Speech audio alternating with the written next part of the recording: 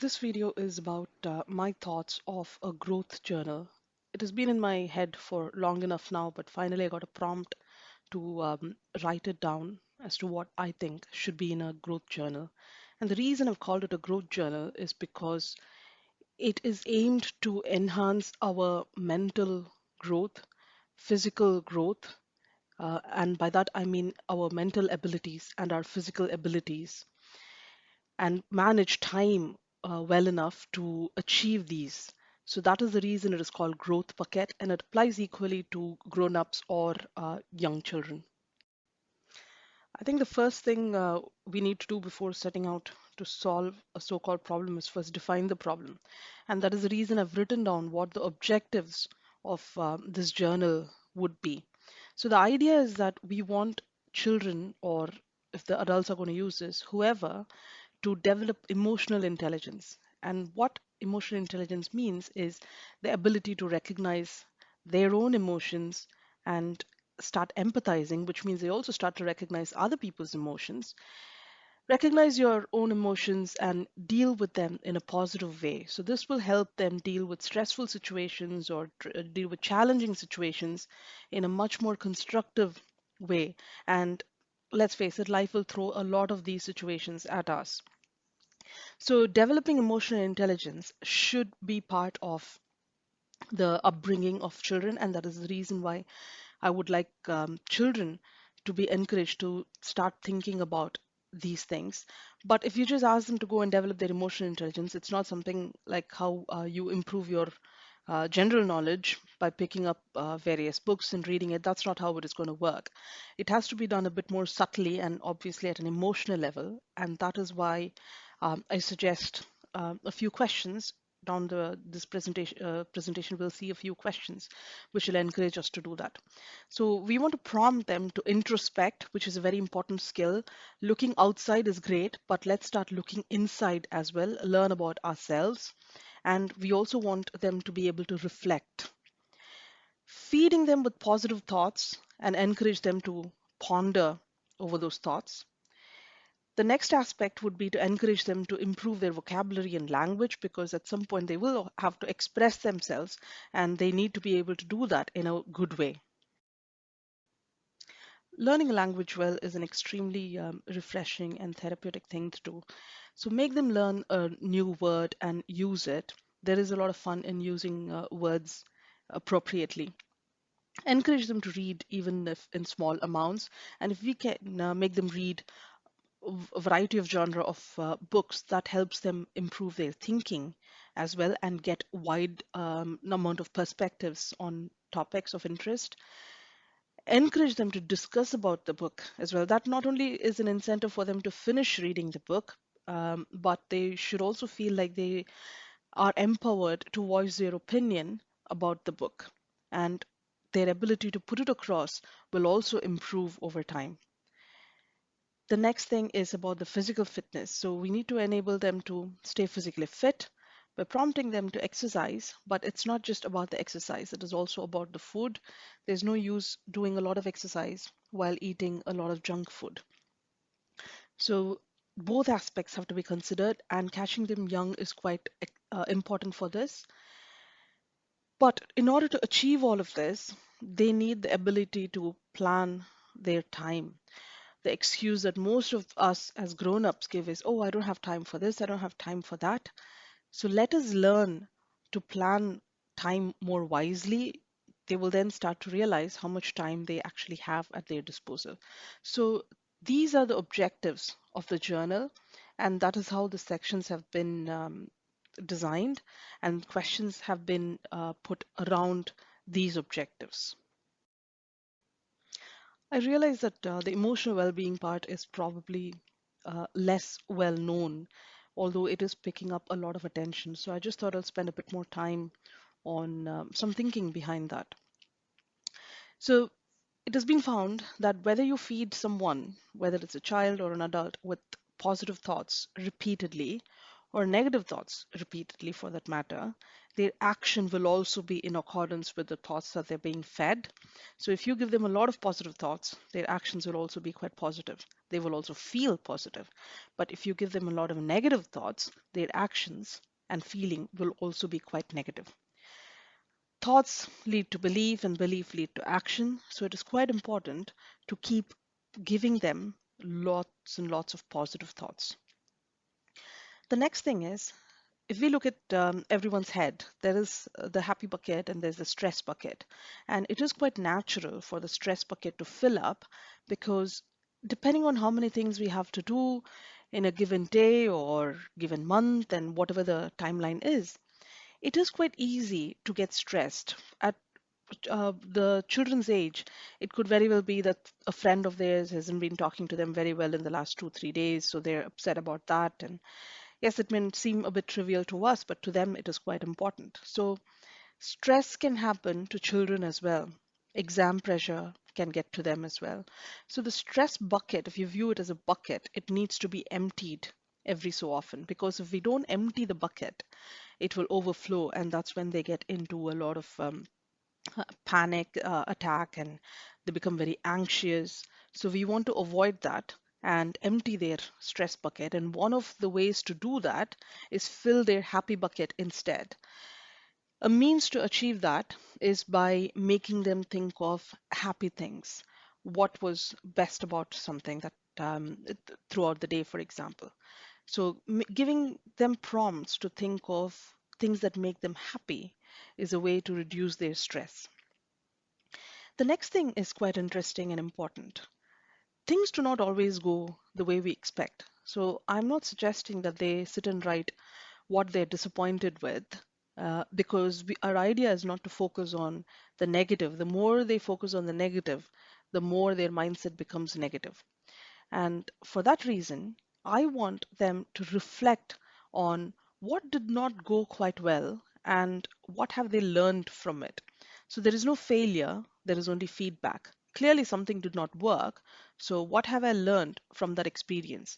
If they start inculcating this at the young age, life becomes a lot more easier and more positive for them. The next is about gratitude, quite an important attribute. Research has shown that grateful people are much happier than the rest. So, if we make children think of what they're grateful for, and it is quite possible that at their age they just overlook things, but if you make them focus on the little things in life and not take things for granted, they should be able to appreciate the fact that they have hot food served at their table every meal.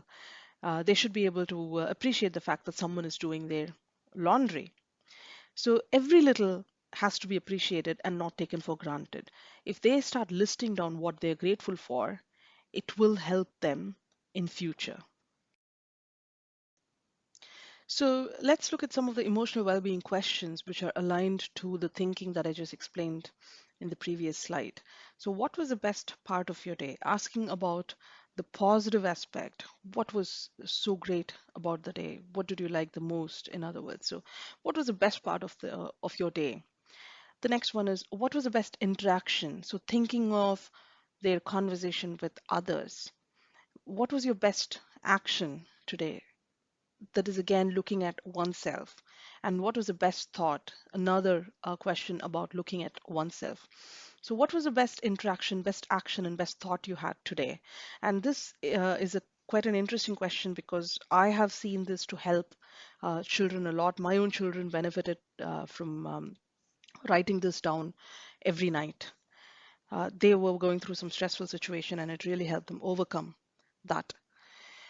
So the next one is there anything today that you thought could have gone better? So this is rather than asking the question, was there any failure today? Were you upset about something? Were you unhappy about something? It's just putting it a bit more positively and asking, is there anything today that you thought could have gone better? And now reflect on it. What did you learn from it? So maybe next time, what would you do differently? So this is a reflection question to learn a lesson from an experience. This hopefully will enable children to be more forgiving in future because whenever they have either committed something wrong or they did not quite achieve the results that they wanted, they don't think it's their fault and they don't go into a shell. Instead, they just reflect on it and understand where they went wrong, learn the lesson, and are in a position to move on. The next one is, what are you most grateful for today? So it could be a glass of water that some child brought to them when they were really having bad hiccup. Um, and then, ideally, I would like to give them a proverb or a tirukkural or a thought for the day for every day. So one thought every day so that they can ponder over that thought for the day. So these are some of the emotional well-being questions, which I think will be extremely powerful in helping them learn things that are not taught in syllabus. So the next one is fairly straightforward. It is what I called the section two, which is the learning journal, which is the more regular aspect of learning. So what is the word of the day? What word have you learned new today? What does it mean? Try using it in a sentence and write the title of the book that you're reading now. What pages have you read today? So the number of pages that you've read today. So it's fairly straightforward and fairly simple, because the idea is not to make this journal very onerous and put them off from filling it in. And also, it's not entirely to help them with the technical syllabus that they normally do. The next section, section three, is about the physical fitness aspect of this journal, where we talk about what physical activities they did. So the idea is that we shouldn't be prescriptive, because some days they may fancy going for a swim, some days they may fancy just going cycling maybe, or just for a walk. So the option should be available for the individual to choose, but they can note down what they had done. And importantly, they can also note down how long they did it for, because ideally, at least 30 to 45 minutes of a brisk physical activity is important for a healthy lifestyle. The next aspect is to think of the fruits and vegetables they've had. Have they had their 5 a day portions? So the last section of the journal, I think, should be schedule and tracking, because learning the ability to manage one's own time is quite an important aspect. And at a young age, if we are able to impart that in them, it will give them huge benefits in future. So even I get asked the question as to how I find time to do all these videos and run so many different activities that I'm running. But it all comes down to your priorities and how you manage your time, how you plan things. So helping them to think of these is quite essential. And they cannot have a good mental and physical well-being if they find lack of time as an excuse. So make them think of what their main goal for tomorrow is. So a plan is not a plan unless it is done in advance. If you do something without planning, that means it's spontaneous, not quite a plan. What we want to encourage them to do is try and have a plan.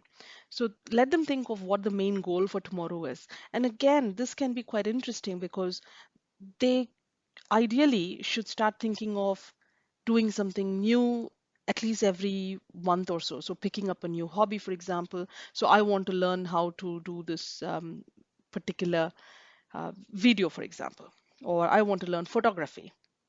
So they want to have goals and break down into activities. Then think about what you need to achieve it. So you cannot have a goal that you want to climb Mount Everest in a month's time and not have your fitness regime in place. So let them start thinking about what resource they need to achieve their goal. And then after the day is gone, let them start thinking about whether they have achieved their goal, how much have they achieved it.